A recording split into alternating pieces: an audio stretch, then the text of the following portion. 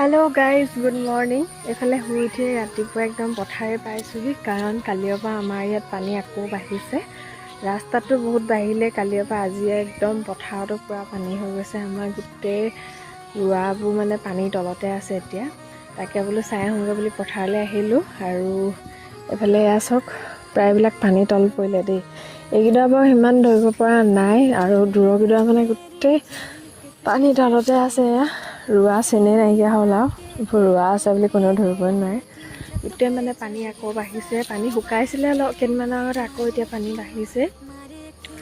ৰাস্তাটোতো পূৰা পানী হ'লেই, আৰু মানে কেইজাকমান বৰষুণ দিলে পানীয়ে হৈ যায় আৰু দেই। একেৰাহে এইকেইদিন 3-4 দিনমান বৰষুণ দি আছে, যিহেতু পানীটো আকৌ বাঢ়িছে।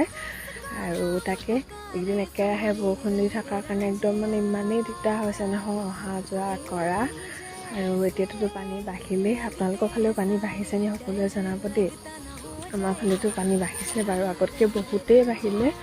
এতিয়া প্ৰায়বিলাক মানুহে মানে ৰোৱা তল গৈছে আৰু চোতালত সোমাইছে। এতিয়ালৈকে হয়তো ঘৰত সোমোৱা নাই বাৰু দেই কাৰোৰে, কিন্তু পানী আগতকৈ বহুত বাঢ়িছে মানে দেই আমাৰ ওচৰে পাঁজৰে।